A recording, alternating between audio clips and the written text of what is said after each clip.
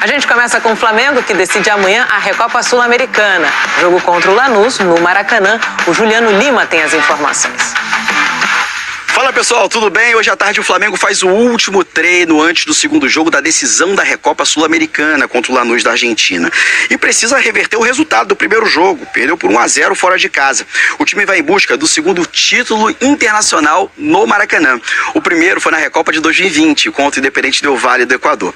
Bom, o técnico Felipe Luiz pode ter novidades para esse jogo. Ontem à tarde, o volante Jorginho voltou a treinar de forma integral. Fez academia, depois foi para o campo treinar com o restante do elenco. Ele que está fora desde a decisão da Supercopa contra o Corinthians, tratando de uma lesão na coxa esquerda. Deve ser relacionado para o jogo de amanhã. Bom, o Carrascal, que jogou como falso 9 no primeiro jogo contra o Lanús, o Felipe Luiz não deve repetir essa escalação. Até porque o Plata está à disposição. O Plata estava suspenso por 2 jogos pelo Tribunal da Conmebol, porque ele foi expulso na semifinal da Libertadores contra o Racing. Ele cumpriu na final da Libertadores contra o Palmeiras e na semana passada contra o Lanús, portanto, está à disposição da equipe e pode jogar amanhã. Os zagueiros Léo Ortiz e Léo Pereira, que foram poupados contra o Madureira na semifinal do Campeonato Carioca, devem voltar à equipe titular. E o Felipe Luiz, nesse jogo contra o Lanús, vai completar 100 jogos no comando do Flamengo e busca o 6º título no comando da equipe. Vamos ver na reportagem do Edson Viana. O coque e os gestos trazem uma certa semelhança. Ter um sósia, ainda que não tão parecido, é sinal de relevância.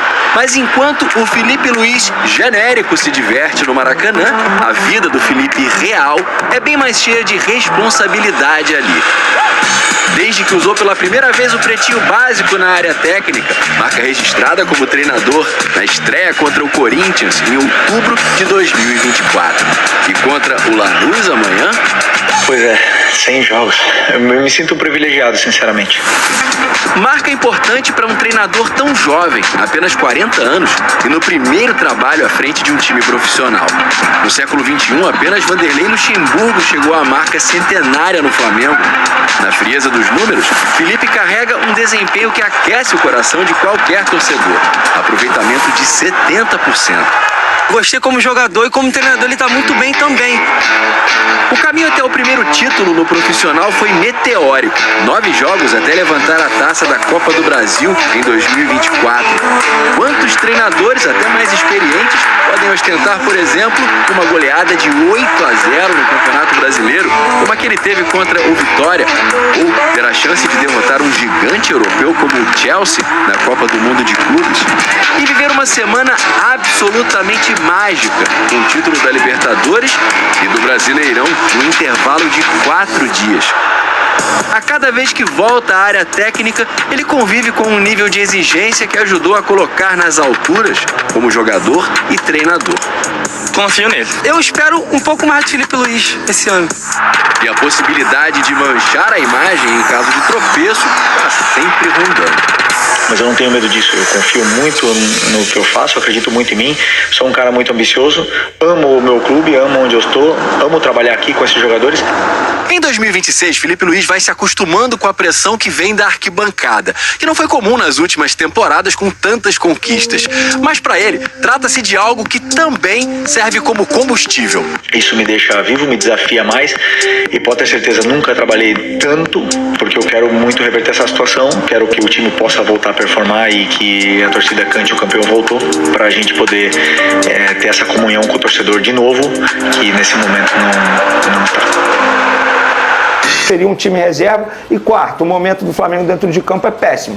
Então parabéns ao Rubro Negro que foi ao Maracanã ontem e viu um primeiro tempo horrível, patético do Flamengo, digno de vaia. Então acho que o torcedor ele tem direito sim, a partir do momento que ele paga o ingresso, ele pode reagir da maneira que ele quiser, dentro, óbvio, da normalidade, sem faltar respeito com ninguém, sem agredir ninguém. E o torcedor, ele apenas botou para fora o sentimento dele, de vaia, porque o primeiro tempo do Flamengo foi horrível. Parecia que os jogadores não queriam estar em campo naquele momento. Eu entendo que não é uma partida que vale muito para o Flamengo, a gente sabia que o Flamengo seria muito superior, o próprio goleiro do Madureira falou isso, que a gente faz o possível, o impossível a gente deixa para Deus, porque eles sabiam que seria muito difícil. Mas os jogadores do Flamengo no primeiro tempo mereceram vaia, sim. E o torcedor tem o direito de expor e botar para fora aquilo que tem vontade. E o Arrascaeta, Fernandinho, ele foi perfeito.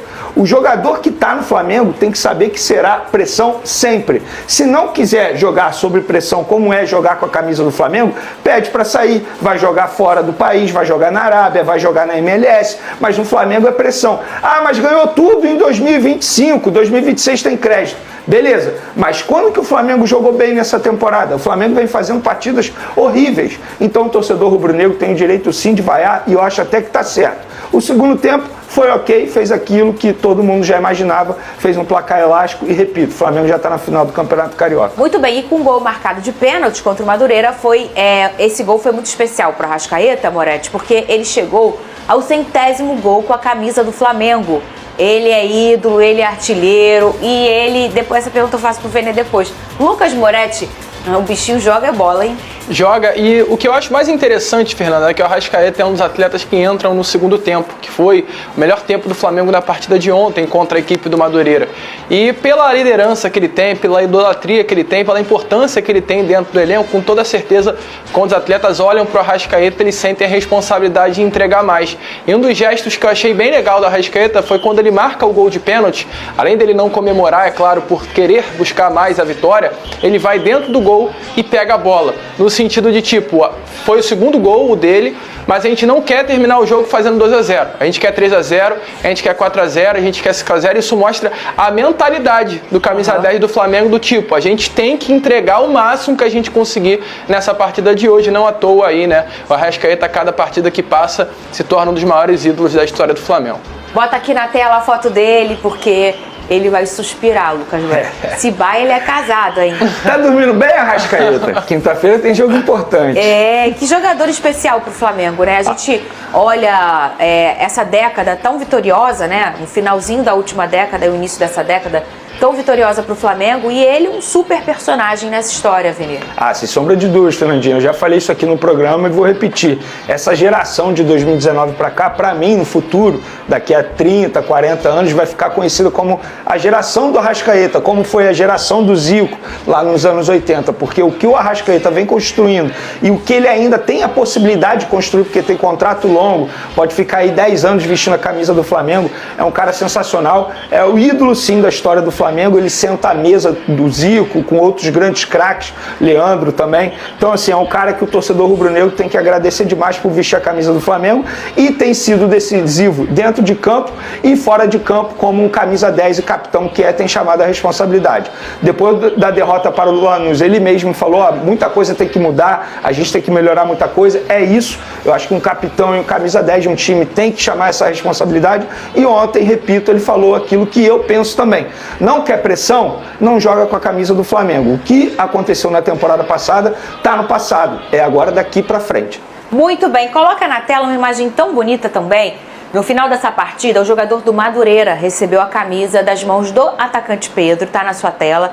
E aí ele foi, pegou a camisa do Flamengo e beijou o escudo. Momentos antes ele também tinha tirado uma foto com o Pedro, mostrando aí não só ser fã do atacante, tá aí a selfie com o Pedro, mas também ser bem rubro. Olha, a Flapress, essa linhagem, Lucas Moretti, ela tá viva.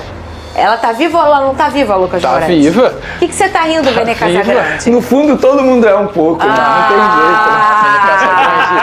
jeito. Sabe o que aconteceu? Minha mãe sempre disse pra mim, você não é todo mundo. Gostei, Fernando. Nesse caso era melhor ser, hein? E eu não sou todo mundo. Ia ser mais feliz, hein? Mas olha aqui, ó. O menino mostra ser fã não só do Pedro, mas ser um grande rubro-negro, né, Lucas Moretti? Perfeito. E é muito legal, né, isso, Fernando? Acho que pro Madureira em si é um orgulho, né? Estar presente ontem numa semifinal de Campeonato Carioca contra o Flamengo no Maracanã.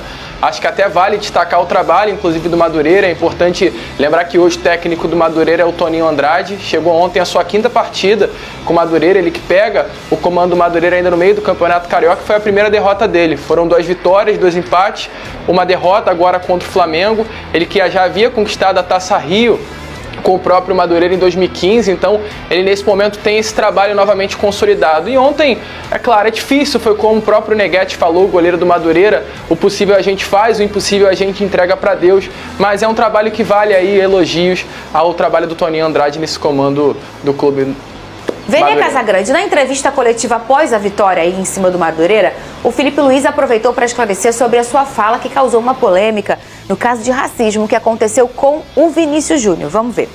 Primeiro eu gostaria de falar, esclarecer as minhas palavras, que foram amplamente mal interpretadas na última coletiva que eu fiz.